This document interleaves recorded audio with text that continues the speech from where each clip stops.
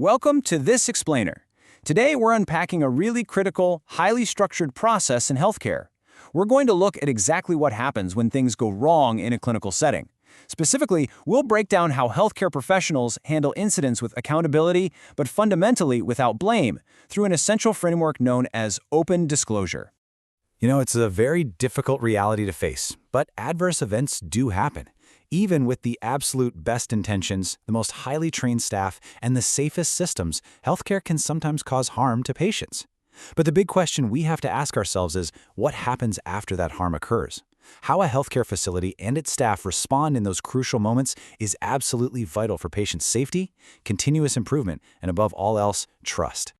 As the Australian Commission on Safety and Quality in Healthcare defines it, and I really love this quote, by the way, open disclosure is a patient-centered communication process that supports honesty, respect, trust, accountability, and learning after harm has occurred. Notice what isn't anywhere in that definition: the word blame. This framework is absolutely not a disciplinary witch hunt. It's a structured response built entirely on organizational learning and rebuilding a patient's trust. Okay, let's dive into this. Here is our roadmap for today. We'll start with when things go wrong, then define what is open disclosure, understand framework boundaries, look at patients and organizations, and finally wrap up with the nurse's role. All right, starting with Section 1, when things go wrong. Let's quickly establish the realities of healthcare incidents. First up, we have what's called an adverse event. Simply put, this is an incident that results in physical, psychological, emotional, or even social harm to a patient while they're receiving care. To put that into perspective, our source material gives some really clear examples. It could be a medication error that actually reaches the patient, a fall on the ward that results in an injury, a pressure injury, or a healthcare-associated infection. In all of these scenarios, harm has officially occurred. On the flip side of that, we have a near miss. This is an incident that definitely could have caused harm, but, and this is key, it was actively identified before any harm actually happened. Imagine a scenario where the wrong medication is drawn up, but the error is caught by a nurse right before it's administered. That's a near miss. These are incredibly vital events because they help health services spot hidden risks and improve systemic safety before a patient is ever affected. And this brilliantly illustrates the crucial difference we need to understand. An adverse event means the harm reached the patient. A near miss means the harm was identified and prevented. But here's the major takeaway for your daily practice. As nurses, you have a professional and legal responsibility to recognize, report, and document both of these occurrences according to your workplace policy. They are both essential puzzle pieces for patient safety. Moving right along to Section 2, what is open disclosure? Let's get into the actual response framework. So, when an adverse event happens, open disclosure provides the literal steps for a structured, open discussion with the patient and their family. It generally follows a pretty clear chronological path. First, you openly acknowledge what happened. Second, you say sorry or express regret for the incident.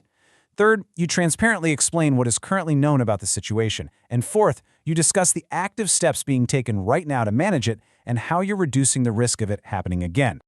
I want to just pause here for a second, slow down, and heavily emphasize this point. Open disclosure is not about blaming individual staff. This entire process is designed from the ground up to support system accountability and learning. It's meant to foster honesty, dignity, and respect for the patient, rather than going on a witch hunt to punish individual clinicians. Okay, Section 3, understanding framework boundaries. Let's clarify what is actually handled inside the specific framework versus what isn't. Now, what's really interesting about this slide is how it draws a hard line around your responsibilities. It's crucial to map out exactly where open disclosure begins and ends. In-scope matters include things like defining patient harm, managing those near misses we just talked about, and establishing therapeutic communication. However, disciplinary proceedings, HR management, and clinician training are strictly out of scope. Those are super important, sure, but they're managed through entirely separate channels, not during an open disclosure discussion. Think about it like this. Let's look at informed consent as another excellent example of a boundary. While informed consent is a massive legal requirement, it happens entirely before any treatment is provided. Open disclosure, by contrast, strictly occurs after an adverse event has taken place. Even though both involve really deep, important communication with the patient, they represent completely different chronological phases of care. Section 4. Patients and organizations. Let's talk about balancing those deeply human needs with systemic requirements. Because this is a patient-centered process, open disclosure has to focus heavily on the needs and rights of the person who was harmed. Key considerations here include clear verbal and written communication. Practically, that might mean using plain language, bringing in official interpreters, or using communication aids. It also heavily involves advocacy and support, whether emotional, cultural, or spiritual. You might be working with family members, social workers, or Aboriginal liaison officers. It can also involve the potential reimbursement of out-of-pocket expenses, and honestly, what matters most to many patients, a clear plan showing how you'll avoid this ever happening to anyone else. But creating a culture of safety isn't just on the shoulders of individual clinicians.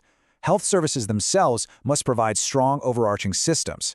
Organizational considerations include governance and risk management, basically ensuring staff are actually supported to report incidents without fear of blame. It involves comprehensive staff education, robust leadership engagement, and it ties directly into health service accreditation. An organization literally has to prove they have systems in place to respond safely and transparently when things inevitably go wrong. Let's move to and see how this builds into our final part, Section 5, the nurse's role. Let's translate all this theory into your daily work. As a nurse, you have incredible power to champion patient safety on every single shift. Your responsibilities include proactively recognizing and reporting incidents and near misses. You absolutely must ensure that clinical leadership or senior staff are informed promptly. It's vital that you document your observations and actions accurately and objectively. And throughout all of this, you must communicate respectfully with patients and their families, maintain strict privacy, and follow your workplace reporting procedures to the letter. But here is a major red line we need to strongly clarify. Do not independently lead complex open disclosure discussions. Your role as a nurse is to support the process. This has to be done under the direction of senior clinical leadership. Unless you are explicitly authorized, you should not be leading these sensitive conversations on your own, and you should always seek guidance the moment you are unsure about anything. So the crucial point is, what should you actively avoid doing?